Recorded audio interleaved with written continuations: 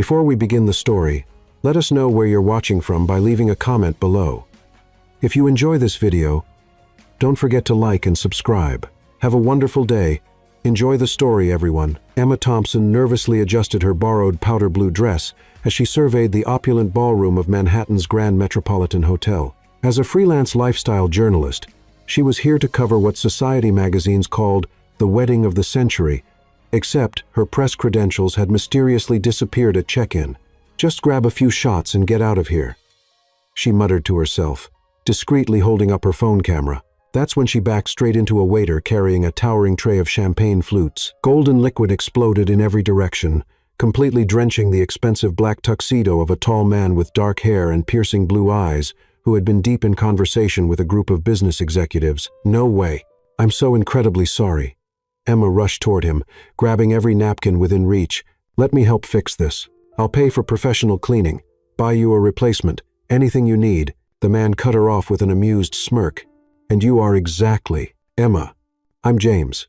An elegant woman in her 70 seconds practically floated over, radiating pure excitement. "There you are. Where have you been keeping this absolutely gorgeous girl hidden?" Emma opened her mouth to explain, but the woman continued without pause. "Sweetheart, you must be the famous mystery bride. James has been so hush-hush about this surprise wedding, but he never brought you around to meet the family." "Surprise wedding. Bride." Emma stared in confusion at James, who looked thoroughly entertained by the unfolding disaster. "Grandma Eleanor," James said slowly, "I'd like you to meet Emma." She jumped in desperately, extending her trembling hand. "It's wonderful to finally meet you." Grandma Eleanor immediately pulled her into a warm, perfumed embrace. "What a beautiful young woman.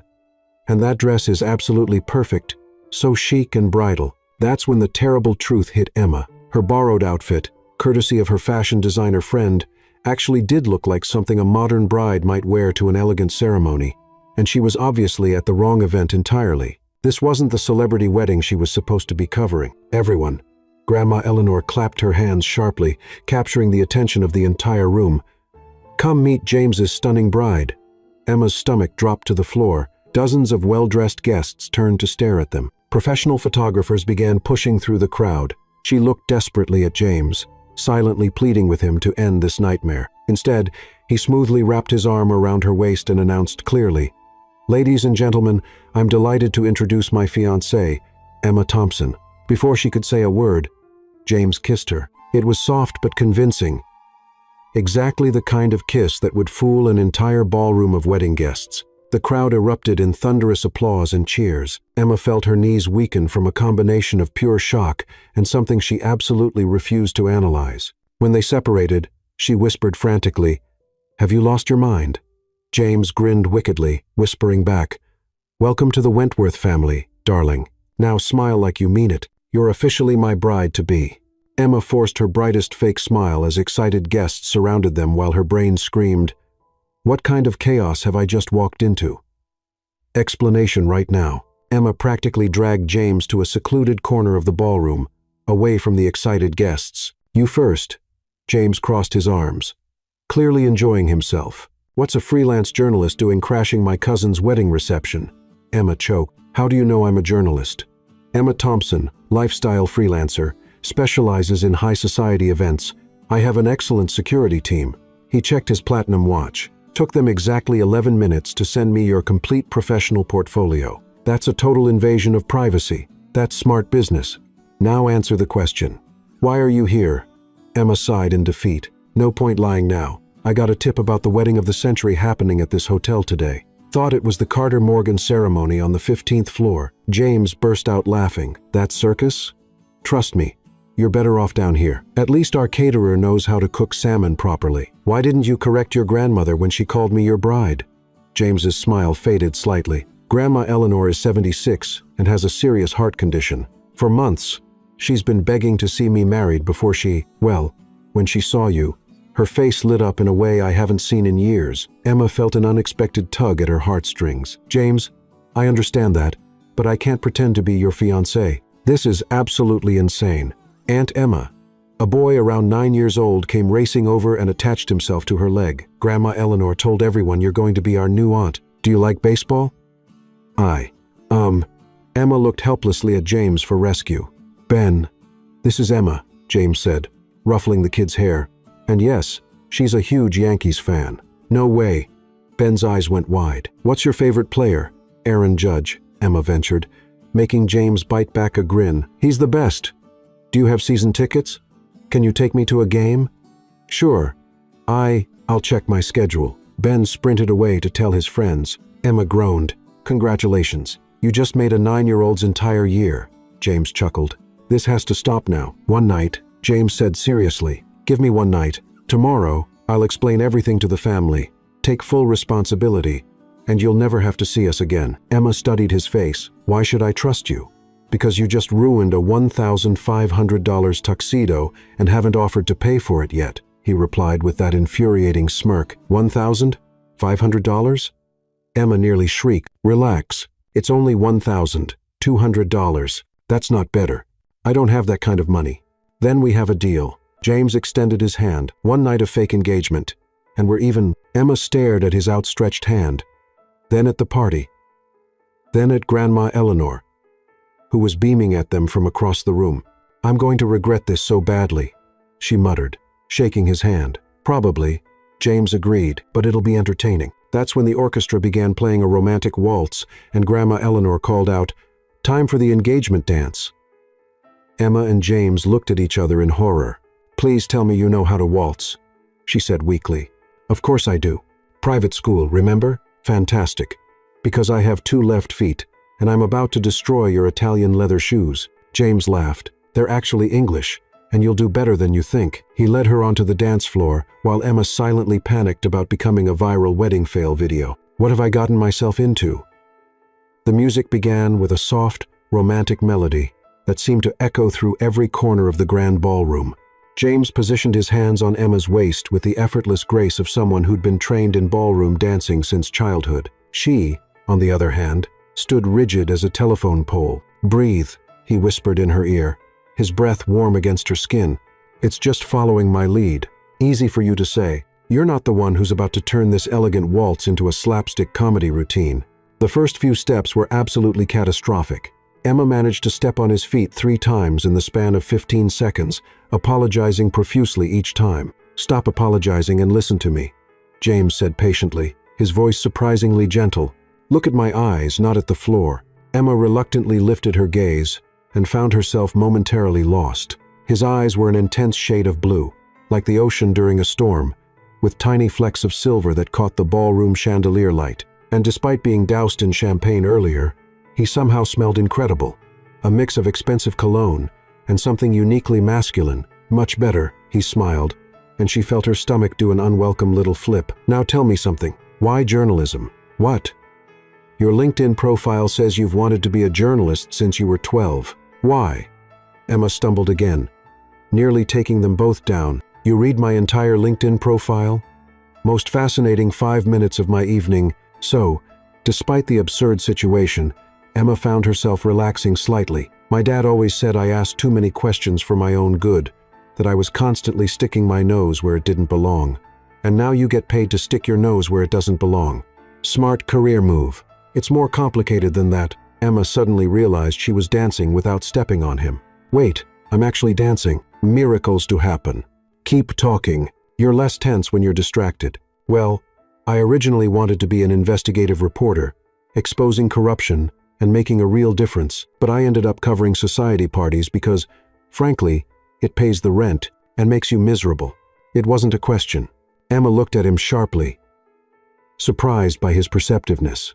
I wouldn't say miserable, more like settling for less than I dreamed of. That's worse than miserable. The music was building to a crescendo, and Emma noticed that other couples had joined them on the dance floor.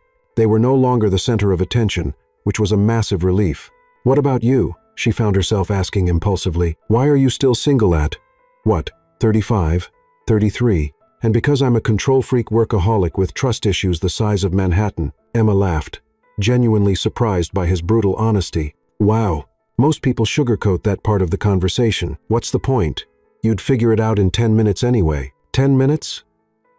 James spun her gracefully as the music swelled. Average time it takes for my family to start sharing embarrassing stories about me. As if summoned by his words, James's uncle appeared at their elbow with a martini in his hand and a mischievous grin on his face.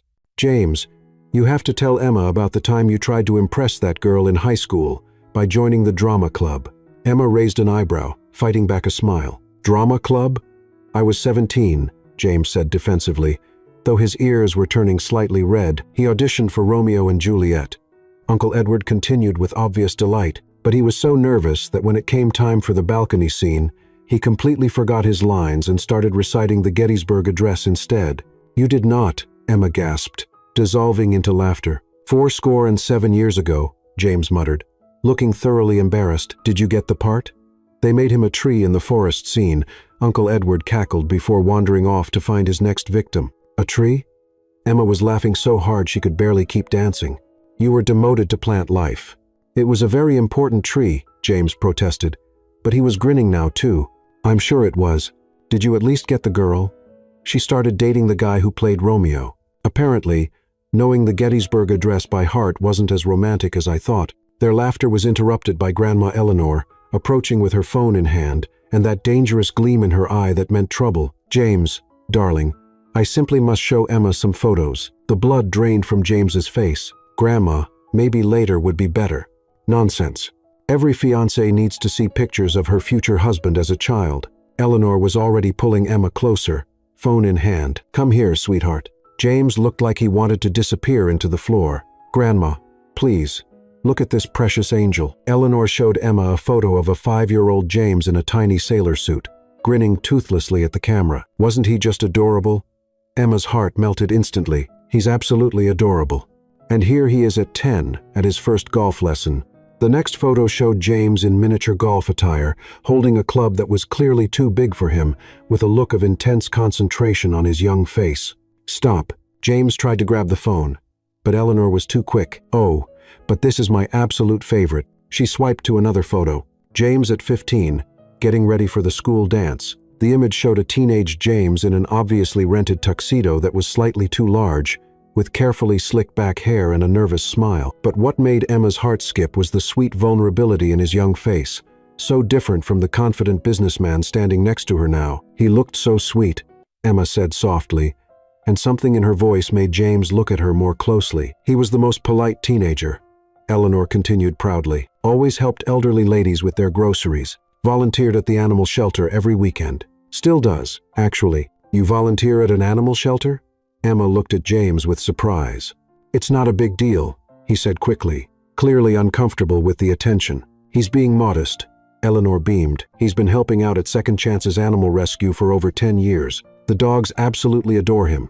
Emma stared at James, seeing him in an entirely new light. The ruthless businessman who'd had her investigated in 11 minutes also spent his weekends helping homeless animals. "That's really sweet," she said, and meant it. James looked genuinely embarrassed now. "Can we please change the subject?" But Eleanor wasn't finished. "Oh, and I have to show you the video of him singing at last year's family talent show." "Absolutely not," James said firmly, making a successful grab for the phone this time. "You sing?" Emma teased badly. "Very, very badly. I find that hard to believe. Trust me, you'd change your mind if you heard it." The waltz was coming to an end, and as James dipped her gracefully for the final pose, Emma found herself staring up into those blue eyes and realizing something terrifying. She was actually starting to like him, and that definitely wasn't part of the plan. As the music stopped and the crowd applauded, James helped her back to standing. "Not bad for someone with 2 left feet," he murmured. "Not bad for someone who recites presidential speeches during Shakespeare auditions." She shot back. He laughed, and the sound sent an unexpected warmth through her chest. "James," a new voice called out, "bring Emma over here. We want to hear all about how you two met." Emma felt the panic return in full force. They were about to face a firing squad of curious relatives, and they didn't even have their story straight. This was about to get very interesting. 3 hours into the most elaborate lie of her life, Emma had somehow managed to promise her secret chocolate chip cookie recipe to 4 different aunts, agree to be the maid of honor for James's cousin Sophia's upcoming wedding, accept membership into the family's exclusive book club despite not having read a novel in 6 months, sign up for the annual Wentworth Family Charity Golf Tournament.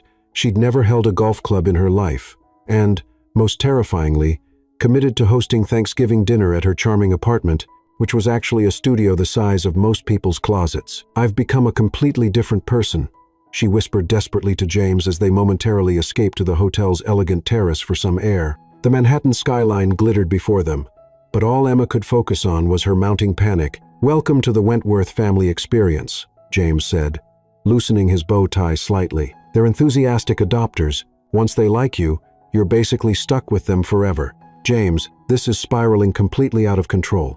Your Aunt Catherine just asked me about our wedding venue preferences. Apparently, she has connections at 5 different country clubs and wants to start making calls tomorrow. Aunt Catherine loves planning other people's events. It's her hobby. It's not a hobby when the wedding doesn't exist." Emma began pacing frantically across the terrace's marble floor. "And your cousin Daniel cornered me by the dessert table, asking about my ring size because he knows a guy in the Diamond District who gives family discounts." James had the audacity to look amused. "Daniel's actually a good connection to have. His friend does beautiful work. Are you even listening to me?" Emma spun around to face him. "This isn't funny. I just spent 20 minutes discussing flower arrangements with your stepmother, who apparently has very strong opinions about peonies versus roses. Elizabeth does get passionate about floral design." "What did you tell her?" "That I'm allergic to peonies, which is a complete lie, but it was the only thing I could think of to avoid making a decision about flowers for a wedding that will never happen."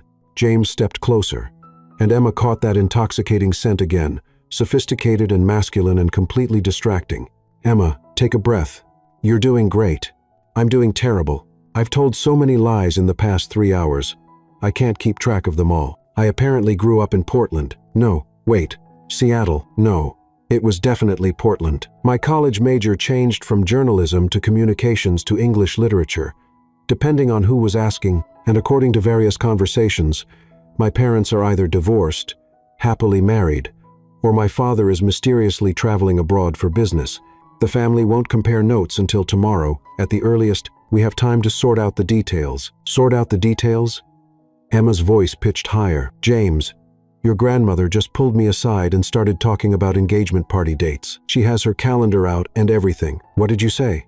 "That we wanted something intimate and small, which apparently translates to only 200 people in Wentworth family terms. She's already mentally booked the country club for next month." James ran a hand through his dark hair, finally looking slightly concerned. "Okay, that's more accelerated than I expected. You think?" Emma collapsed onto one of the elegant outdoor chairs. "And then there's Ben. That sweet little boy has already planned our entire future together. Apparently, I'm taking him to Yankees games, teaching him how to make cookies, and helping him with his science fair project about volcanoes." Ben gets attached quickly. He hasn't had many positive female role models since his parents' divorce. "Don't." Emma held up a warning finger. "Don't you dare make me feel guilty about disappointing a 9-year-old with trust issues. I'm already hanging on by a thread here." James sat down across from her, and in the softer lighting of the terrace, she could see the genuine concern in his blue eyes. "Look, I know this got bigger than either of us anticipated, but my family genuinely likes you. Emma, that's not something that happens often." "What do you mean?" "I mean, the last woman I brought to a family event was my ex-girlfriend, Olivia. Within an hour, Grandma Eleanor was making passive-aggressive comments about her interesting fashion choices. Aunt Catherine was critiquing her table manners, and Uncle Edward was placing bets on how long the relationship would last." "How long did it last?" 2 more weeks. Olivia said my family was aggressively judgmental and socially exhausting." "She wasn't wrong," Emma muttered, then immediately felt bad. "Sorry, I didn't mean." "No, she was absolutely right. My family is a lot to handle. They're opinionated. They ask personal questions, they meddle constantly, and they have zero concept of boundaries." James leaned forward, his expression serious. "But they welcomed you completely. In 3 hours, you've charmed every single person in that ballroom. Do you have any idea how remarkable that is?" Emma felt an unwelcome flutter of warmth in her chest. "I was just trying not to blow our cover. You were being yourself, and they love you for it." Before she could respond to that loaded statement, the terrace doors burst open, and Ben came racing out, still in his miniature suit, but with his bow tie hanging loose around his neck. "There you are," he exclaimed breathlessly. "Aunt Emma, you have to come back inside. Great Uncle Arthur is about to tell the story about James's first business deal when he was 12. "Oh no," James groaned. "It's the one about the lemonade stand," Ben continued excitedly, "and how he tried to franchise it to all the kids in the neighborhood but ended up in a turf war with the girl next door who was selling cookies." That's not exactly how it happened." James protested weakly. "Come on." Ben grabbed Emma's hand and started pulling her toward the doors. "Great Uncle Arthur does all the voices and everything." As they re-entered the ballroom, Emma was immediately struck by how warm and welcoming the atmosphere was. The Wentworth family might be overwhelming, but there was genuine love and joy in this room. She could see it in the way the elderly relatives beamed at the younger generation, how the cousins teased each other with obvious affection, and how everyone seemed genuinely excited to welcome her into their circle. Great Uncle Arthur, a distinguished man in his 82nd with twinkling eyes and a magnificent white mustache, had already gathered a crowd around him. "Ah, there's the lovely bride-to-be," he announced as they approached. "Come here, my dear. You simply must hear about your fiancé's early entrepreneurial adventures."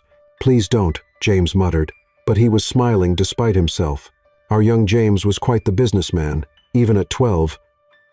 Arthur began with theatrical flair. He set up a lemonade stand outside our house, premium lemonade, mind you, with real lemons and organic sugar, 50 cents a cup, which was robbery for $1,995. But the boy had vision. The gathered family members chuckled, and Emma found herself genuinely curious about young James's business ventures. But then, Arthur continued dramatically. The little Parker girl 2 houses down started selling homemade cookies for 25 cents each. Suddenly, James's lemonade business was suffering from serious competition. "What did he do?" asked James's cousin Claire, even though she'd clearly heard this story multiple times. "He attempted a hostile takeover," Arthur announced with glee. Our 1-2-year-old mogul marched over to her house with a briefcase, an actual briefcase he'd borrowed from his father, and proposed a merger. He wanted to combine their operations. Parker's Cookies and Wentworth's Lemonade. A joint venture. "Did it work?" Emma asked, getting caught up in the story despite herself. The Parker girl told him his lemonade was too sour and his business proposal was stupid. Arthur chuckled. Then she set up a second cookie stand right next to his lemonade stand and started offering free cookies with every glass of store-bought lemonade she bought from the grocery store and marked up. She undercut him with his own product. Emma laughed. "Completely destroyed his profit margins," Arthur confirmed. But here's the brilliant part. Instead of admitting defeat, James convinced his younger sister Abigail to set up a third stand selling fresh fruit salad, positioned between the two competing stands. Wait, Emma was really invested now. What was the strategy there? James cleared his throat. The idea was to create a healthy eating destination zone. Customers could get a complete balanced snack, experience fruit, cookies, and lemonade, all in one convenient location. And did it work? For exactly one day, Arthur grinned, until Abigail ate most of the fruit inventory. And all 3 stands got shut down by the Homeowners Association for operating without permits. The entire group erupted in laughter, and Emma found herself laughing along genuinely. Looking at James, she could perfectly picture him as a determined 1-2-year-old, with a briefcase and big dreams. "That's actually brilliant strategy for a kid," she said admiringly. "See, I told you she was perfect for him." Grandma Eleanor appeared at Emma's elbow, beaming with pride. "Smart and supportive. That's exactly what our James needs." "Grandma," James started to protest. "Now, Emma, dear," Eleanor continued, "I was just talking to my friend Catherine, not our Catherine, the other Catherine, you know, from the garden club. And she mentioned that the Riverside Country Club has a cancellation for next spring. Beautiful venue, overlooks the water, perfect for a spring wedding. Should I have her put your name on the waiting list?" Emma felt the familiar panic rising. "That's so thoughtful, but we haven't really discussed timing yet." Of course. You young people like to take your time planning. Very wise." Eleanor patted her arm. "But just so you know, spring dates book up quickly, and a June wedding can be so cliché, don't you think?" "Absolutely," Emma agreed weakly, having no idea what she was agreeing to. "Eleanor, stop terrorizing the poor girl." Arthur intervened with a wink at Emma. "She just got engaged. Give her time to breathe." "I'm not terrorizing anyone," Eleanor protested. "I'm being helpful. Someone needs to guide these young people through the process. Do you know James has never even been engagement ring shopping? He probably doesn't know the first thing about diamonds." "I've never needed to know about diamonds," James said diplomatically. "Well, you do now." Eleanor looked positively delighted by this prospect. "Emma, dear, what's your preference? Classic solitaire, 3-stone setting, vintage Art Deco style?" Emma felt like she was drowning. I haven't really thought about it much. A woman who's not obsessed with ring details. Uncle Edward appeared with a fresh martini. James, you'd better marry this one quickly before she changes her mind. Speaking of which, Aunt Catherine joined the growing circle. Have you two discussed the practical details? Where will you live? Emma, will you be keeping your apartment? We're still figuring things out. James jumped in smoothly. Sensible. Catherine nodded approvingly, though you might want to start looking at places together soon. The good neighborhoods move quickly. And if you're planning a family, eventually. Family? Emma's voice came out as a squeak. Well, naturally. Catherine looked surprised. You do want children, don't you? James has always been wonderful with kids. Ben adores him. And James has been fantastic with him since the divorce. Yes, children are. Emma looked desperately at James for help.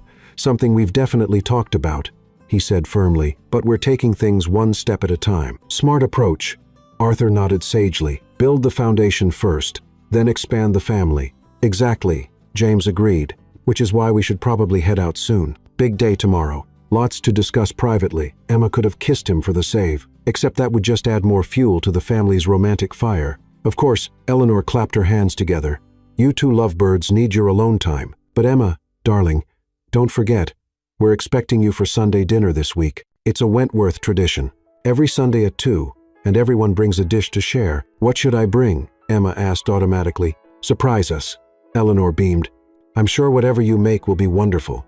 As they finally started making their way toward the exit, saying goodbye to what felt like hundreds of relatives, Emma's head was spinning with all the commitments she'd somehow made. Sunday dinner, Thanksgiving hosting, golf tournaments, book clubs, wedding planning. James, she whispered as they waited for the valet to bring his car around. I think I'm in way over my head. Welcome to my world, he murmured back. But hey, at least you handled it better than Olivia. Olivia probably had the right idea running away. Maybe. But she missed out on some pretty amazing people. Emma looked back through the hotel's glass doors at the Wentworth family, still celebrating and laughing together, and felt that dangerous, warm feeling again. Maybe James was right. Maybe they were pretty amazing. And maybe that was exactly the problem. The next morning, Emma woke up in her cramped studio apartment to 17 missed calls, 43 text messages, and the horrifying realization that she was supposed to host Thanksgiving dinner for approximately 30 people in a space that barely fit her futon and a mini fridge. Her phone buzzed again, another text from an unknown number. Hi, Emma, this is Sophia, James's cousin. So excited you're going to be my maid of honor. Can we meet for brunch this weekend to discuss dress colors? I'm thinking sage green or dusty rose. Zoxo, Emma groaned and pulled her pillow over her head. This was officially a disaster of epic proportions. Her phone rang again, James's name flashing on the screen. Please tell me you're calling to say this was all an elaborate dream, she answered without preamble. Good morning to you too, sunshine. James's amused voice came through clearly, and unfortunately, it was very real. I woke up to 12 voicemails from various family members, all asking for your contact information so they can start including you in group chats. Group chats? Emma sat up in horror. How many group chats do you people have? Last count? 14. There's one for general family updates, one for holiday planning, one for sharing photos, one specifically for discussing Uncle Arthur's weekly golf scores, one for stop, just stop. Emma rubbed her temples. James, we need to end this today. I can't keep track of all the lies I told last night. And your family is planning our entire future together. Your Aunt Elizabeth texted me at 6 a.m. about cake tastings. What did you tell her? Nothing yet. I'm too terrified to respond to anyone. Emma started pacing her tiny apartment, which took exactly 4 steps in each direction. Your cousin Daniel called and left a voicemail about scheduling an appointment with his diamond guy. Ben sent me a friend request on some gaming platform I've never heard of. And your grandmother? Emma paused dramatically. What about Grandma Eleanor? She wants to take me shopping for appropriate engagement attire this afternoon. Apparently, my wardrobe needs expanding now that I'm going to be a Wentworth. James was quiet for a moment. You know what? Maybe we should just tell them the truth. No, you want to tell them the truth after I've committed to hosting Thanksgiving dinner and being a maid of honor and joining the family book club. You joined the book club? They're reading Pride and Prejudice next month. I love that book. I got excited and volunteered to lead the discussion. Emma flopped back down on her futon. I'm a terrible person, James. I'm lying to the sweetest family in America, and part of me is actually enjoying it. What do you mean? Emma hesitated. She'd been trying not to examine this too closely, but the truth was complicated. Your family is wonderful. My own family consists of my workaholic mother, who I talk to twice a year, and a father who sends generic birthday cards from whatever country he's currently working in. Last night was the first time I've ever been to a family gathering where people actually seem to like each other. Emma. And they were so welcoming. Your Aunt Claire spent 20 minutes showing me photos of her kids' soccer games. Uncle Edward told me embarrassing stories about his college roommate, who's apparently running for city council now. Even Great Uncle Arthur invited me to his weekly poker game, which apparently no outsiders are ever invited to. Arthur invited you to poker night? James sounded genuinely surprised. He's never invited anyone outside the family to poker night, not even my ex-wife. You were married? Emma nearly dropped the phone. Briefly. Very briefly. College mistake that lasted 8 months. James's voice got quieter. The point is, Arthur doesn't extend poker invitations lightly. That's basically family initiation, which makes this whole situation even worse. Emma wailed. I'm going to have to break all their hearts when the truth comes out. Ben's going to think I abandoned him. Your grandmother is going to have another heart episode. Sophia's going to be short, one maid of honor. Her phone started ringing with an incoming call. James's name was still on the line. But another call was coming through. Someone else is calling, she told James. Who? Unknown number. I'm afraid to answer it. Answer it. I'll stay on the line. Emma switched to the new call with shaking hands. Hello, Emma Thompson. A bright, cheerful voice practically shouted through the phone. This is Patricia Carter from Manhattan Society Weekly. I understand congratulations are in order. Emma's blood turned to ice. I'm sorry. Who is this? Patricia Carter, senior correspondent for Manhattan's premier society publication. We received the most delicious tip about a surprise engagement at the Meridian Hotel last night. James Wentworth III and lifestyle journalist Emma Thompson. This is absolutely perfect. A real-life Cinderella story. We'd love to feature you both in our next issue. Emma looked around her apartment wildly, as if James might somehow materialize to help her. Now, I understand you work in journalism too, so you know how these things go. We'll need photos, of course engagement photos. Some candid shots of the happy couple, maybe something at his penthouse. Our photographer could meet you there this afternoon. This afternoon isn't good for O. And we'll want the exclusive on the proposal story. Our readers are absolutely dying to know how James popped the question. Was it romantic? Spontaneous? Did he get down on one knee? Did you suspect it was coming? Emma realized she was hyperventilating. James was still on the other line, but she couldn't switch back without hanging up on Patricia. And hanging up on a reporter would look incredibly suspicious. The proposal was very private. She managed, Of course, young love. But surely you can share some details. Our readers eat up these romance stories. And James is such a catch. Handsome, wealthy, eligible bachelor finally off the market. There must have been quite a proposal story. Can I call you back?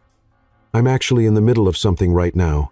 Absolutely. But don't wait too long, darling. News like this travels fast in our circles, and we'd hate for another publication to scoop us on the story of the year. I'll text you my direct number. Patricia hung up, and Emma immediately switched back to James, who was saying her name repeatedly. Emma? Emma? What happened? You've been gone for 5 minutes. Manhattan Society Weekly, she said faintly. They want an exclusive interview and photos at your penthouse this afternoon. The line went completely silent. James, I'm here. I'm just processing. How did they find out? How do reporters already know about this? Someone at the wedding must have tipped them off or posted something on social media. James sounded like he was pacing, too. This is not good. Not good. Not good. James, this is catastrophic. If this story runs, everyone will know it's fake. I'll be exposed as a fraud. You'll look like an idiot. Your family will be humiliated, and my career will be over. Okay, let's think this through logically. What exactly did she ask? Everything. Proposal details, engagement photos, an interview about our relationship. She wants to meet at your penthouse this afternoon for a photo shoot. My penthouse that you've never seen. Your penthouse that I've never seen.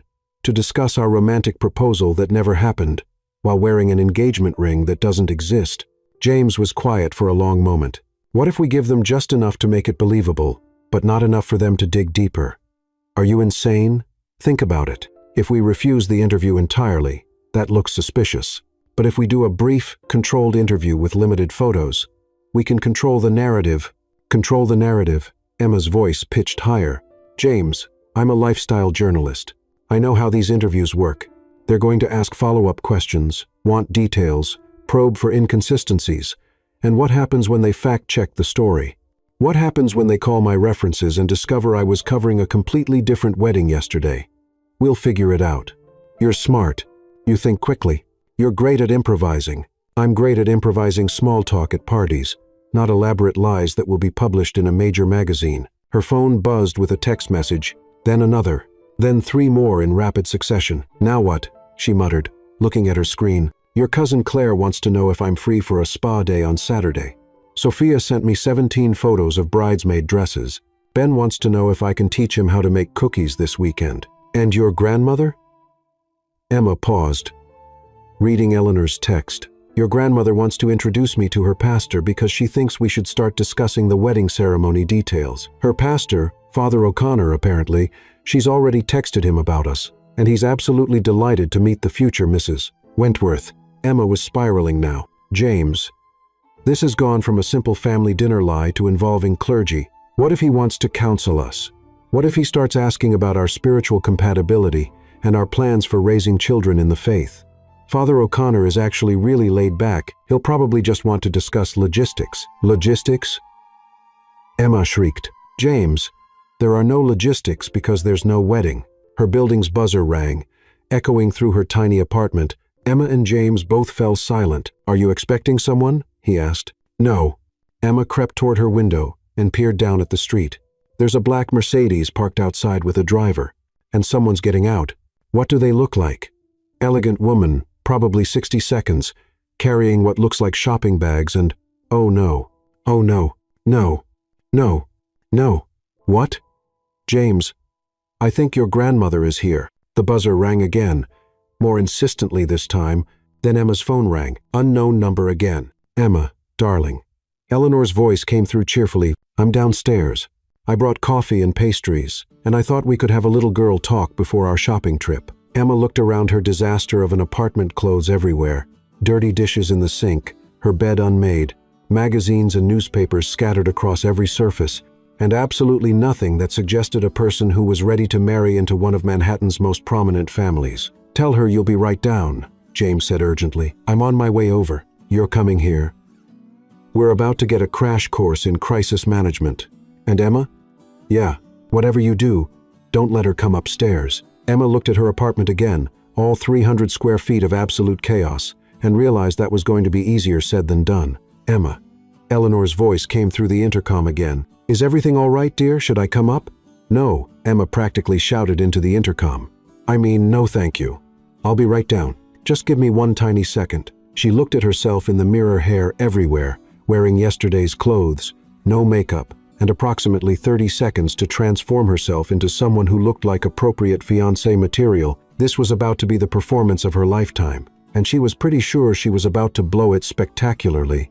But as she grabbed her purse and headed for the door, Emma realized something that surprised her. Despite the panic and the lies and the impossible situation, she was actually excited to see Eleanor again, which was either really sweet or a sign that she was losing her mind completely, probably both. Emma managed to make it downstairs in record time, having thrown on clean clothes and brushed her teeth, while simultaneously trying to shove the worst of her apartment's chaos into closets and under furniture. She found Eleanor waiting on the sidewalk beside a sleek black Mercedes, looking absolutely radiant in a cream-colored coat and holding 2 coffee cups and a pastry box from what appeared to be Manhattan's most expensive bakery. There's my beautiful future granddaughter, Eleanor beamed, immediately pulling Emma into a warm hug that smelled like expensive perfume and genuine affection.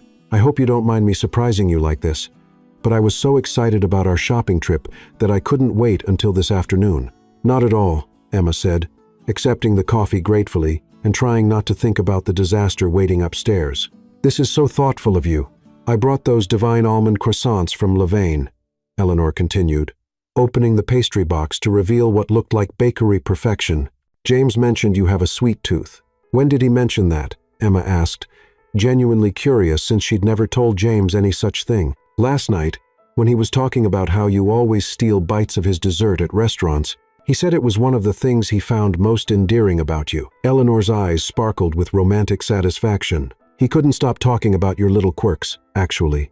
The way you scrunch your nose when you're thinking, how you gesture with your hands when you get excited about something, how you always order coffee with extra foam because you like to make little designs with the cinnamon. Emma nearly choked on her coffee. James had been paying remarkably close attention for someone who'd known her less than 24 hours. And more importantly, he'd been making up intimate details about their fake relationship that were surprisingly accurate. She did scrunch her nose when thinking, and she did gesture constantly, and she absolutely would order coffee with extra foam if she could afford fancy coffee drinks. He's very observant, she managed. That's what makes him such a good businessman, Eleanor agreed proudly. But more importantly, it's what's going to make him a wonderful husband. He notices the little things that matter. Before Emma could figure out how to respond to that loaded statement, James himself appeared around the corner, slightly out of breath and looking uncharacteristically flustered. He was wearing dark jeans and a navy sweater instead of his usual business attire, and somehow the casual look made him even more attractive. "Grandma, there you are," he said, kissing Eleanor on the cheek before turning to Emma with an expression she couldn't quite read. "I was looking for you both. Perfect timing." Eleanor clapped her hands together. "I was just telling Emma about your sweet observations from last night. You two are absolutely adorable together." James and Emma exchanged a quick glance that somehow communicated both panic and amusement simultaneously. "Actually, Grandma," James said carefully, "Emma and I need to talk to you about something important." "Of course, darling. What is it?" Emma watched James take a deep breath, and she realized he was actually going to tell Eleanor the truth right here on the sidewalk, with traffic rushing past and strangers walking around them. Her heart started racing, partly from anxiety about Eleanor's reaction, partly from relief that this impossible charade was finally going to end, and partly from something else she didn't want to examine too closely. "The thing is," James began, "last night wasn't exactly— Excuse me, are you Emma Thompson?" A woman with a professional camera and a press badge interrupted them, approaching from across the street. "I'm Jennifer Lee from Manhattan Society Weekly. Patricia Carter sent me to get some candid shots of the happy couple." All three of them turned to stare at the photographer, who was already raising her camera. "Just act natural," Jennifer called out cheerfully. "These impromptu moments make the best shots." "No photos," James said firmly, stepping protectively in front of Emma. "Oh, come now," Eleanor chided gently. "It's just a few pictures, and you both look wonderful." "Emma, that sweater brings out your eyes beautifully." "Mrs. Wentworth, if I could get you in a shot with the couple." Jennifer was already clicking away. "This is perfect. 3 generations of Wentworth women." "I'm not actually—" Emma started to protest. "She's not actually comfortable with photographers yet." James finished smoothly, wrapping an arm around her shoulders. "We're very private people." "But these will be such lovely engagement photos," Eleanor protested.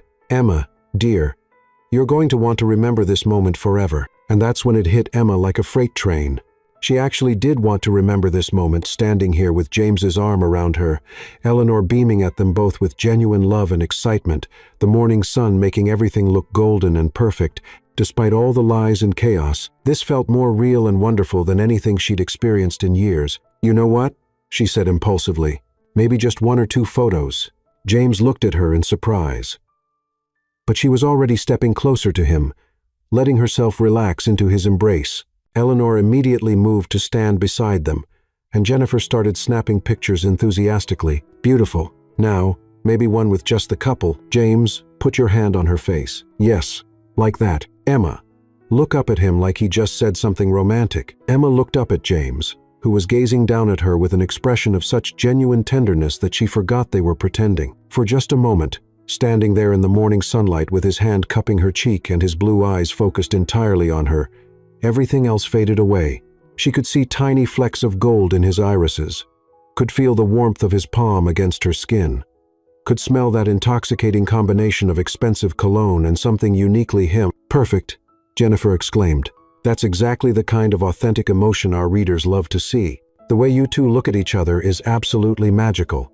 The spell was broken, and Emma stepped back, suddenly aware of what had just happened. She'd gotten completely lost in pretending, and from the look on James's face, a mixture of surprise and something deeper. So had he. "I think that's enough photos for now," James said quietly, his voice slightly rough.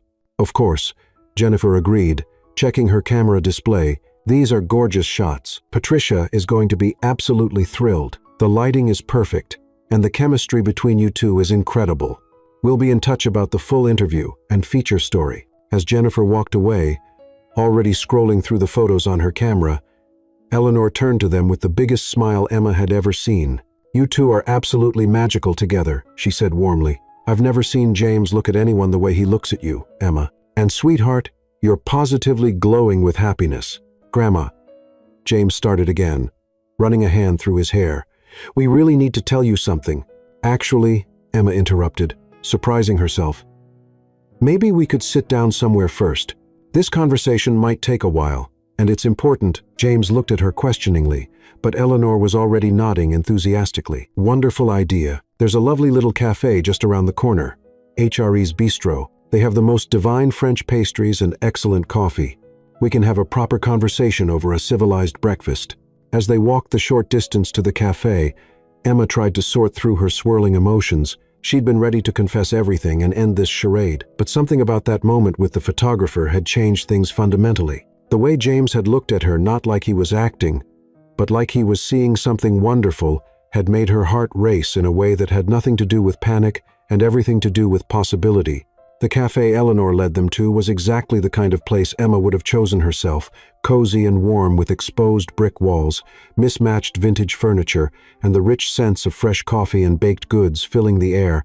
French jazz played softly in the background, and morning sunlight streamed through large windows overlooking a small garden courtyard. They settled into a corner booth, upholstered in worn burgundy leather, with Eleanor sliding in across from Emma and James.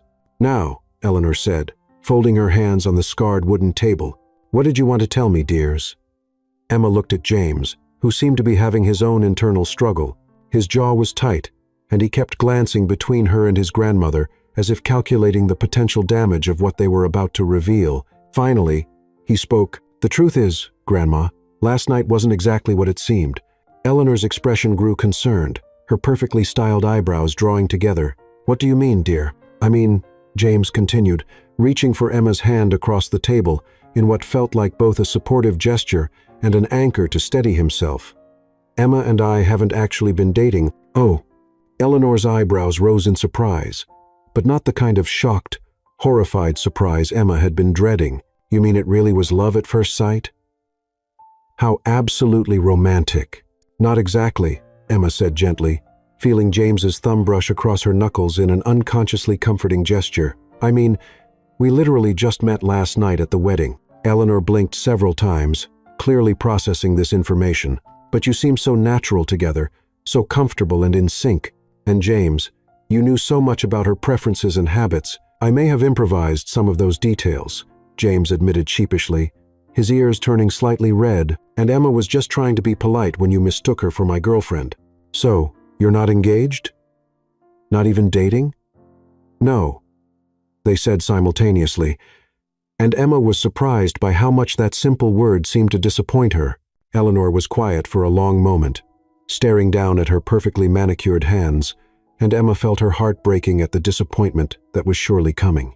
She'd grown genuinely fond of this elegant, warm-hearted woman in less than 24 hours, and the thought of crushing her romantic hopes was almost unbearable. But when Eleanor finally spoke, her voice was surprisingly calm and thoughtful. "I see. So, last night was all an elaborate performance. I'm so sorry," Emma said earnestly, leaning forward in her urgency to explain. "I never meant for it to go so far. You were all so welcoming and wonderful, and I got caught up in how lovely your family is. Before I knew it, I'd promised to host Thanksgiving dinner and join the book club and learn to play golf. And you agreed to be Sophia's maid of honor?" Eleanor added with a small, knowing smile. "Yes, and I'm so sorry about that too. She's going to hate me when she finds out, and Ben's going to be so disappointed about the cookies and the baseball games. And Uncle Arthur invited me to poker night." Emma realized she was rambling and took a shaky breath. "Everyone's going to feel so betrayed." "Emma," Eleanor interrupted gently, reaching across the table to cover her free hand. "May I ask you something personal?" "Of course. How did you feel last night when you were with our family? I mean, was it all just acting for you?" Emma hesitated because the honest answer was complicated and vulnerable and might make things worse. But looking into Eleanor's kind, intelligent eyes, she realized that this woman deserved nothing less than complete honesty. "No," she said finally, her voice barely above a whisper. "It wasn't all acting. Your family is incredible. You're all so warm and funny and genuinely interested in each other's lives.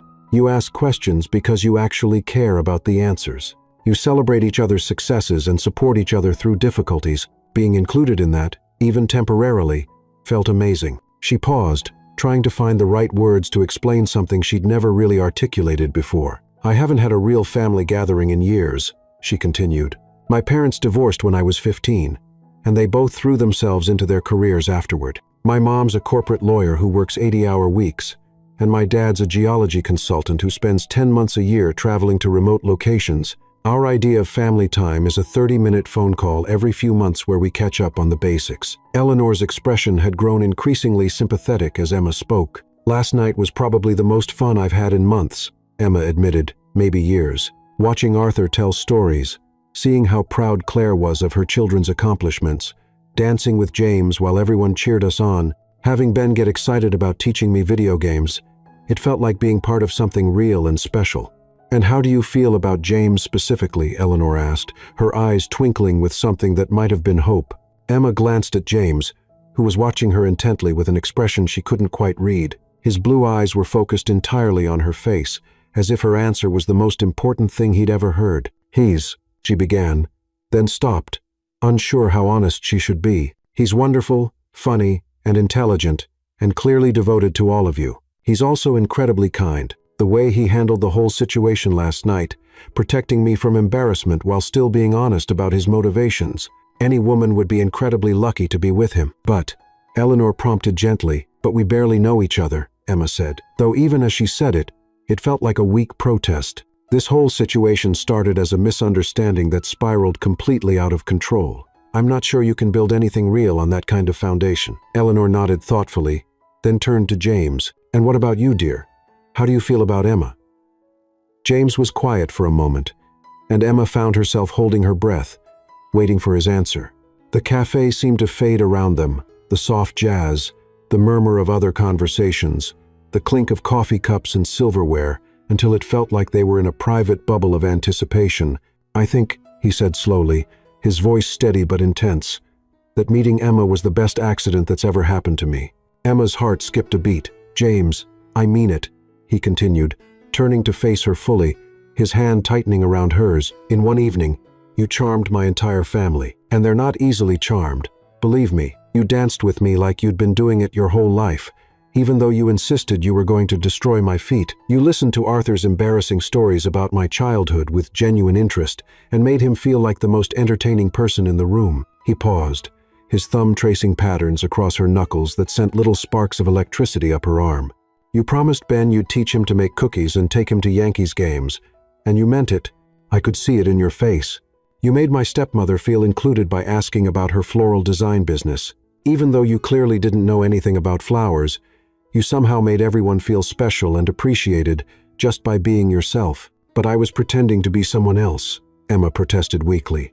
"Someone sophisticated and put together and worthy of being part of your world." "No, you weren't," James said firmly. "You were being exactly yourself, kind, genuine, a little clumsy, completely unpretentious. The woman who spilled champagne on my tuxedo and then tried to clean it up with cocktail napkins is the same woman who spent 20 minutes looking at photos of Claire's children because she could see how proud Claire was of them." He leaned closer, his voice growing more intense. "Emma, I've dated plenty of women who were sophisticated and put together, women who knew exactly which fork to use for each course, who never spilled anything, who always said the right thing at the right time.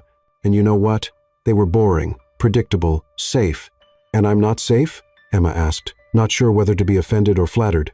"You're the opposite of safe," James said, and his smile was soft and a little amazed.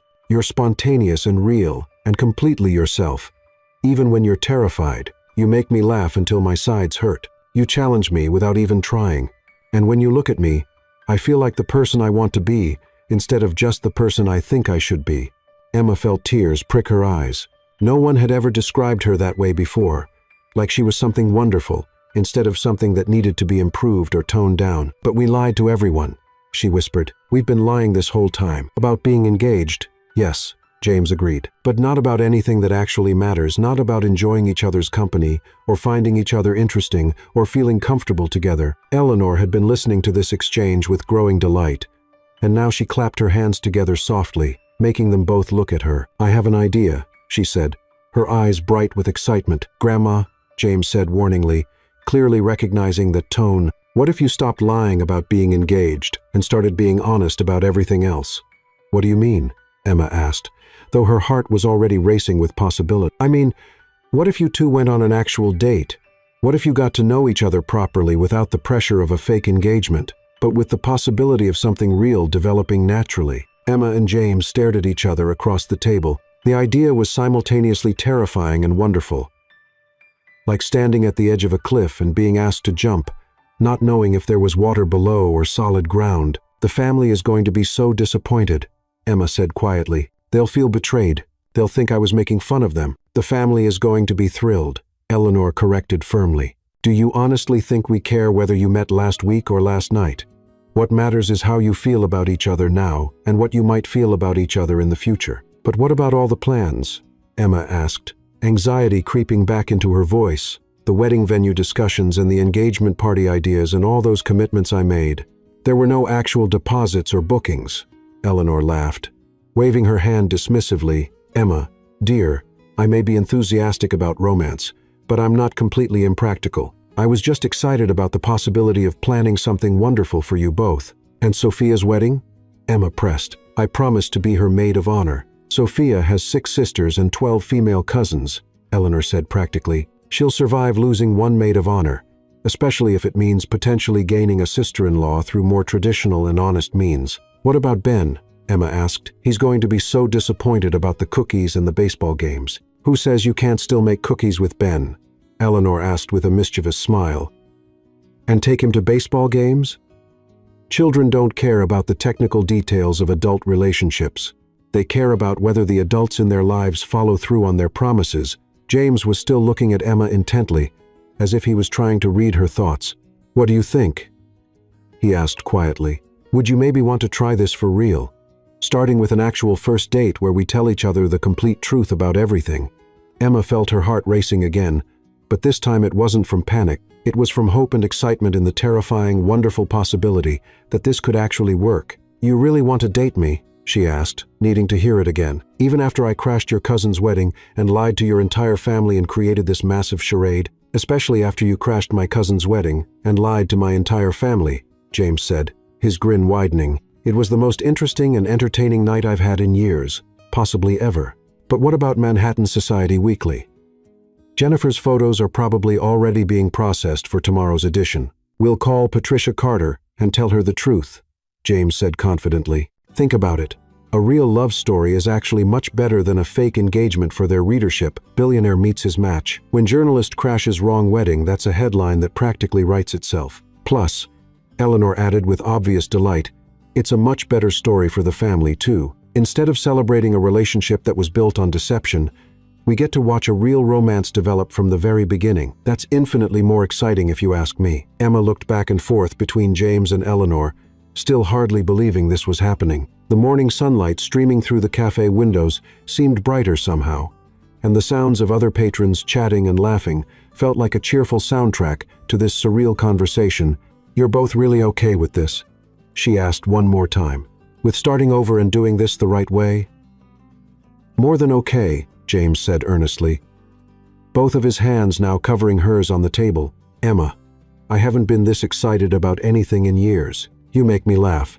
You challenge me to be better. You somehow managed to charm my entire family in one evening, which, trust me, is no small feat. And when you look at me, I feel possibilities I'd forgotten existed. Plus," Eleanor added with a mischievous smile, "Arthur still wants you at poker night, and I'd hate to disappoint him. He's already been bragging to his golf buddies about his new poker protege." Emma started laughing, and once she started, she couldn't stop. The relief, the happiness, the sheer absurdity of the whole situation, it all bubbled up into genuine, joyful laughter that attracted amused glances from other cafe patrons. "Okay," she said finally, wiping tears of laughter from her eyes. "Okay, yes, I would absolutely love to go on an actual date with you." James Wentworth. "Really?" He looked almost surprised by her enthusiastic agreement. Really? But I have some conditions. Name them, he said immediately. First, no more lies to your family about anything. Complete honesty from here on out. Agreed. Second, we take this slow. No pressure. No expectations beyond enjoying each other's company. Just two people getting to know each other properly. Absolutely. Third, I'm still going to that poker game with Arthur, Emma said firmly. I've never been invited to an exclusive family poker night, and I'm not missing that opportunity. James laughed. Arthur's going to be over the moon. What else? Fourth, I really do want to learn how to make cookies with Ben. I meant that promise, even if everything else was fake. Ben's going to be thrilled, Eleanor said warmly. He's been asking about cookie lessons since he woke up this morning. And finally, Emma said, suddenly feeling shy, I'd like to meet Father O'Connor properly, not as your fake fiancé, but as someone who's interested in understanding what's important to your family. Eleanor's face lit up like Christmas morning. Oh, my dear girl, Father O'Connor is going to adore you. He has such a wonderful sense of humor, and he's been looking forward to meeting you ever since I told him about your situation. He knows the truth? Emma asked in surprise. Father O'Connor has been counseling our family for over 20 years, Eleanor said with a knowing smile. He took one look at the photos from last night and called me this morning to ask if I needed any advice about handling young people who get themselves into complicated romantic situations. James groaned. He saw right through us. Darling, the man has married half the couples in Manhattan and counseled the other half through their relationship difficulties. He knows the difference between genuine affection and a performance. Eleanor patted James's hand affectionately. He said, and I quote, those two young people look at each other like they've discovered something precious, even if they don't quite know what to do with it yet. Emma felt warmth spread through her chest. He said that? He also said he'd be happy to have coffee with you both, separately or together, whatever you prefer, to discuss relationships and faith and anything else that might be on your minds. No pressure, no judgment, just conversation. Eleanor stood up from the table, still smiling broadly. Well, I'll leave you two to figure out the details of your first real date. I have some very exciting phone calls to make. What kind of phone calls? James asked suspiciously. The kind where I tell the family that instead of celebrating a fake engagement, we're going to be watching a genuine romance unfold from the very beginning, Eleanor said cheerfully, which is infinitely more romantic and exciting than any surprise engagement could ever be. As Eleanor gathered her purse and coat, she leaned down to kiss both of them on the cheek. For what it's worth, she said softly, I think you two are going to be absolutely wonderful together. Sometimes the best love stories start with the most unexpected circumstances. After Eleanor left the cafe, practically glowing with happiness and romantic satisfaction, Emma and James sat in comfortable silence for a moment, both processing the magnitude of what had just happened. Are you sure about this? Emma asked quietly, needing one final confirmation. I mean, really, truly sure? Because once we call that reporter and tell your family the complete truth, there's no going back to our separate normal lives. James reached across the table and took both of her hands in his blue eyes serious and intent. Emma, I haven't wanted to go back to my normal life since the moment you spilled champagne on my tuxedo and then tried to clean it up with cocktail napkins. My normal life was predictable and efficient and completely boring. You've made everything complicated and chaotic and absolutely wonderful. Even though I'm completely wrong for you on paper? Emma asked, voicing one of her deepest insecurities. I'm a broke freelance journalist who lives in a studio apartment the size of most people's closets and apparently crashes society weddings for work.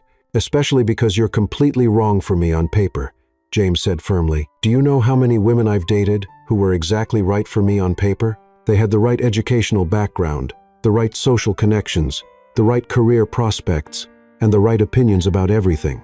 And they were boring as anything, he said with a laugh, perfectly pleasant, completely appropriate, and utterly forgettable. None of them ever made me laugh until my sides hurt or challenged me to think about things differently or made me want to be more interesting just to keep up with them. I make you want to be more interesting? Emma asked, surprised by the compliment. You make me want to be worthy of that look you get when you're really listening to someone, James said seriously. Like you're genuinely fascinated by what they're saying, even if it's Arthur telling the same golf story for the 100th time. Emma felt that fluttery feeling in her chest again. But this time she didn't try to push it away or analyze it. This time she just let herself enjoy it. Okay then, she said, squeezing his hands, let's find out what happens when we do this the right way. So, James said, his eyes twinkling with that familiar mischief that had gotten them into this situation in the first place. "Tonight at 7, I'll pick you up for our first official, completely honest date. Where are you planning to take me?" "Somewhere completely normal and non-intimidating where we can talk without photographers or family members or social media interruptions," James promised. "I want to hear about all the disastrous assignments that led you to crash my cousin's wedding, and I owe you some embarrassing stories about my tragic teenage poetry phase." "You wrote teenage poetry? Terrible. Melodramatic teenage poetry," James confirmed with a rueful smile. "There was a particularly dark period where I rhymed love with dove in every single poem, and I thought using big words would make me sound profound." "Oh, this is going to be good. Now I definitely have to hear some examples. Only if you promise to share some of your own embarrassing teenage moments," James bargained. "Deal," Emma agreed, "though I should warn you, I went through a phase where I thought I was going to be a famous investigative reporter, so I spent 6 months investigating whether the cafeteria food at my high school was actually edible." "And what did you discover?" "That the mystery meat was probably better left a mystery, and that asking too many questions about school lunch ingredients can get you banned from the cafeteria for a week." James laughed. "See, you've been getting into trouble with your investigative instincts for years. Last night was just the natural progression." As they prepared to leave the cafe, gathering their coats and finishing the last of their coffee, Emma realized she felt lighter and happier than she had in months, maybe years. The terrifying uncertainty of the fake engagement was over, but it had been replaced by something even better: genuine possibility. "James," she said as they stood to leave, "can I tell you something?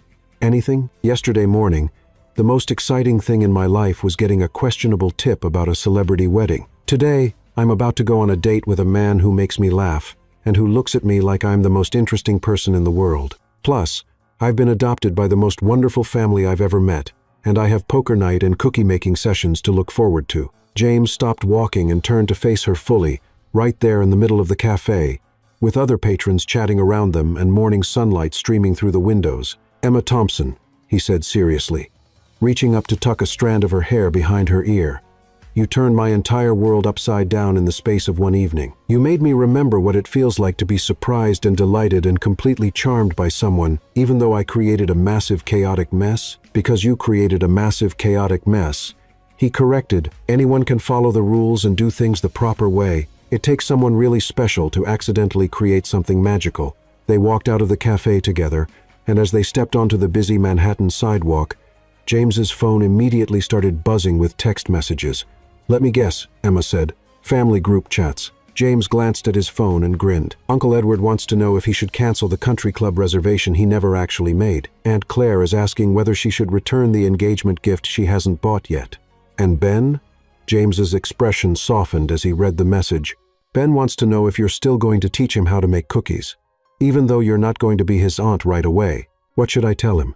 Tell him that cookie lessons are definitely still happening, and that maybe he can help us figure out this whole relationship thing, since he's clearly smarter than both of us." Emma laughed. "He probably is. Kids usually are when it comes to the important stuff." They walked slowly down the sidewalk, in no particular hurry to end this conversation or this moment. The city hummed around them, cars honking, people talking, the distant sound of construction and sirens, but it all felt like background music to something important happening between them. "So," Emma said, as they paused at a crosswalk, 7 tonight. "Should I dress up, dress down, prepare for more chaos?" "Just be yourself," James said, then paused. "Actually, scratch that. Be the version of yourself that shows up to family dinners and promises to teach 9-year-olds how to bake and crashes weddings because she's following a story." "So, myself, but maybe with slightly better planning skills." "Your planning skills are perfect exactly as they are," James assured her. "After all, they led you to me." The crosswalk light changed, but neither of them moved across the street. They just stood there looking at each other, both of them grinning like teenagers who'd just discovered something wonderful. "James," Emma said suddenly, "there's something else I should probably tell you before tonight." "What's that?"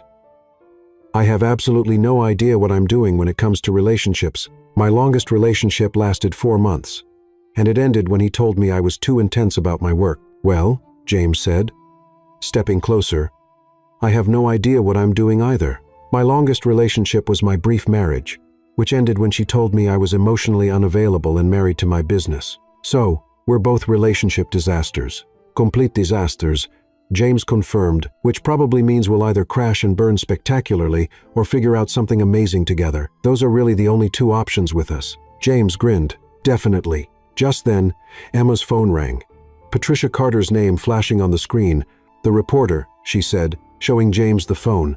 Answer it, he said. Let's start this honesty thing right now. Emma took a deep breath and answered the call. Patricia, hi. Actually, I'm so glad you called. James and I have something we need to tell you about the story. Oh, wonderful. I hope you've decided to do the full feature. Our readers are going to eat this up. Actually, Emma said, looking at James for encouragement, the story is a little different than we originally let on. We're not actually engaged yet. There was a pause. I'm sorry. What?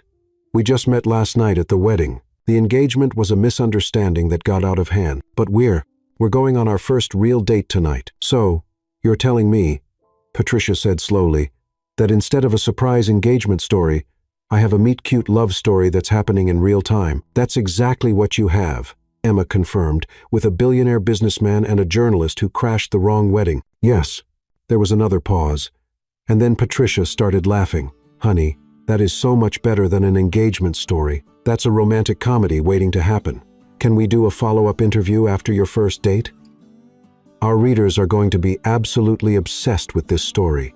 We'll think about it, Emma said diplomatically. But maybe let's see how the first date goes before we plan any more magazine features. Fair enough, but I'm keeping Jennifer's photos from this morning. They're absolutely gorgeous, and they'll be perfect for the real story. Love at first crash, when a journalist met her match at the wrong wedding. How does that sound? After Emma hung up, she and James looked at each other and burst into laughter. Well, James said, I think we just officially became Manhattan's most talked about new couple. Is that a good thing or a terrifying thing? With you, probably both. They finally crossed the street and found themselves walking through Central Park, where the late morning sun was filtering through the trees, and families were enjoying the weekend with picnics and games. It felt peaceful and normal and perfectly right. You know, Emma said as they found an empty bench overlooking the reservoir, I keep waiting for reality to hit. For this to feel like a mistake or a crazy impulse we're both going to regret, James settled beside her, close enough that she could feel the warmth radiating from his body. And instead, it feels like the first thing that's made complete sense in a long time. She turned to face him fully. Is that crazy? If it is, then we're both crazy, James said softly, because sitting here with you feels more right than anything I've done in years. They sat in comfortable silence for a while, watching joggers and dog walkers and families pass by. The city sounds faded to a gentle background hum, and Emma found herself thinking about how different her life had been just 24 hours ago. Can I ask you something? She said eventually. Anything. What made you go along with the whole fake engagement thing last night? I mean, you could have just corrected your grandmother immediately and saved us both a lot of trouble. James considered this for a moment. Honestly, at first it was just about making Grandma Eleanor happy. She's been so worried about me being alone, and seeing her light up like that. He shrugged. But then, as the evening went on, I realized I was having more fun than I'd had in months. You were so genuine and warm with everyone, and you seemed to actually enjoy being there. I did enjoy it more than I wanted to admit. And there was something else, James continued, his voice getting quieter. When we were dancing and you were telling me about wanting to be an investigative journalist, you got this look on your face, like you were remembering a dream you'd put aside. You noticed that? I notice everything about you, he said simply. It's like you've turned up the brightness on everything around me. Colors seem more vivid. Conversations are more interesting. Even my family's chaos feels more entertaining. Emma felt her heart skip again. James, I know it sounds ridiculous, he said quickly. We've known each other less than 24 hours. By all reasonable standards, this is completely insane. It is completely insane. Emma agreed. And also wonderful and terrifying and exciting. So, what do we do with that? I guess we find out, she said. Then surprised herself by reaching for his hand, one honest date at a time. James's fingers intertwined with hers, and the simple contact sent warmth shooting up her arm and straight to her heart. Speaking of which, he said, checking his watch, I should probably let you get home and prepare for tonight, unless you want to spend the entire day together, in which case I'm completely fine with that, too. Emma laughed. As tempting as that sounds, I should probably go call my friend Rachel and tell her that her borrowed dress helped me accidentally find the man of my dreams. The man of your dreams? James's eyebrows rose with amusement. Too much? Emma felt her cheeks heat up. Not nearly enough, he said seriously, then stood and pulled her to her feet. Come on, dream girl. Let me walk you home. The walk back to Emma's apartment building took much longer than it should have, mostly because they kept stopping to continue their conversation. They discussed everything from favorite books, to travel dreams, to embarrassing childhood memories, and Emma found herself amazed by how easy it was to talk to him. This is me, she said as they reached her building's entrance, suddenly feeling nervous about the evening ahead. This is charming, James said, looking up at the pre-war brownstone. Very you. You haven't seen the inside. It's basically a closet with delusions of grandeur. I can't wait to see it properly, James said. Then caught her surprised look. Not tonight. I meant eventually. When you're ready. No pressure. James, Emma said, stepping closer to him. Thank you for last night. For this morning. For being willing to take a chance on something completely crazy. Thank you for crashing my cousin's wedding and turning my entire life upside down in the best possible way. He leaned down and kissed her softly, right there on the sidewalk in broad daylight, with her neighbors probably watching from their windows. It was nothing like the performative kiss from the night before, or even the tender moment for the photographer this morning. This kiss was just for them, sweet and promising and full of possibility. When they broke apart, both of them were smiling. Septigni. Nulla, James said. Sette, Emma confirmed. As she watched him walk away, Emma realized she was practically glowing with happiness. She felt like she could float up to her fourth-floor apartment instead of taking the stairs. Inside her tiny studio, she immediately called Rachel. Emma, how did the celebrity wedding go? Did you get good photos? I got something much better than photos, Emma said, collapsing onto her futon with a huge grin. I got accidentally engaged to a billionaire, lied to his entire family, nearly got exposed by Manhattan Society Weekly, and somehow ended up with a real date tonight with the most amazing man I've ever met. I'm sorry, what? Emma spent the next hour telling Rachel the entire story, from the champagne spill to the fake engagement, to the morning's revelations. By the end, Rachel was laughing so hard she could barely speak. Only you, Emma, only you could crash the wrong wedding and accidentally find your soulmate. He's not my soulmate, Emma protested. We've known each other for less than a day. Honey, I've known you for 5 years. And I've never heard you talk about anyone the way you just talked about James. You described the way he looks at you like it was poetry. Did I really? You literally said, when he looks at me, it's like he sees something wonderful that I didn't even know was there. Emma groaned. I'm in trouble, aren't I? The best kind of trouble, Rachel assured her. Now, what are you wearing tonight?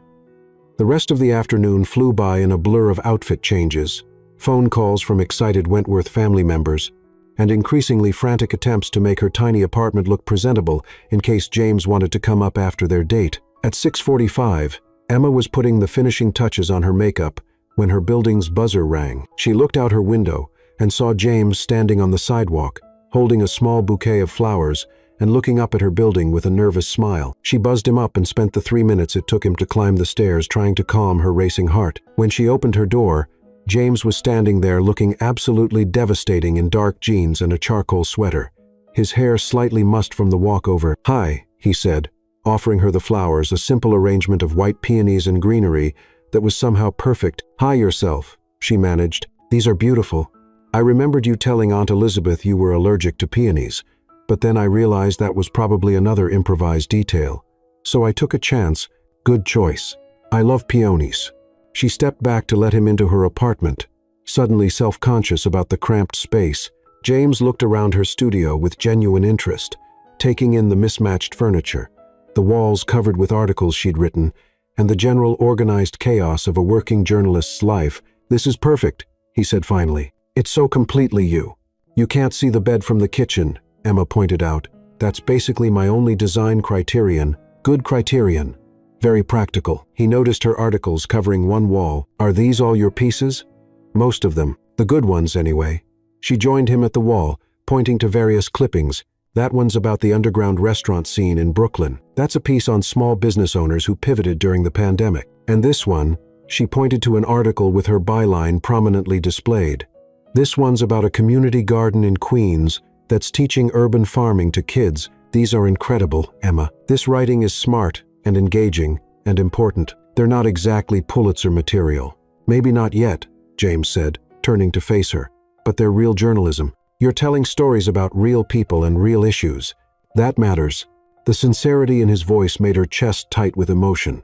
Ready for our first official date? She asked, needing to change the subject before she did something embarrassing like cry. More than ready, he said, offering her his arm. But fair warning, I picked somewhere that serves the best chocolate dessert in Manhattan, because I have a feeling you're going to want to celebrate getting through our first honest conversation without any major disasters. You think pretty highly of our disaster avoidance abilities. I think pretty highly of our ability to turn disasters into adventures, James corrected. As they left her apartment and walked out into the cool evening air, Emma realized that whatever happened next, she was exactly where she wanted to be.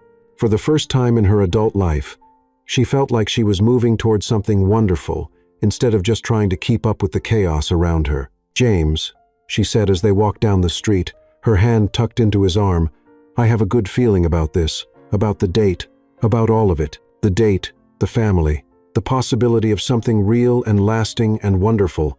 He stopped walking and turned to face her, his blue eyes serious and warm in the glow of the streetlights.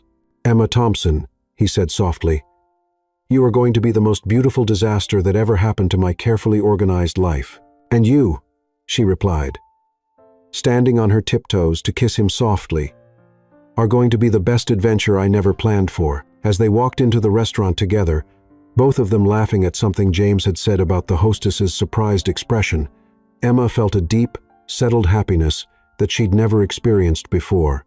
This was what it felt like to be exactly where you belonged, with exactly the right person at exactly the right moment. And the best part? This was just the beginning. 6 months later, Emma would look back on this night as the moment her real life began. But right now, walking into their first date with the man who'd accidentally become her everything, she was just happy to be living in the beautiful chaos of falling in love. The adventures that followed meeting Father O'Connor, the legendary poker night with Arthur, Ben's cookie-making disasters, Sophia's wedding where Emma actually was the maid of honor, and eventually, a year later, their own wedding in the same ballroom where they'd first met would all be wonderful. But this moment, walking hand in hand into their first real date, with the Manhattan evening sparkling around them and endless possibilities ahead, would always be the one that mattered most, because this was the moment when Emma Thompson and James Wentworth stopped pretending to be in love and started actually falling into it, and it was absolutely perfect. The end.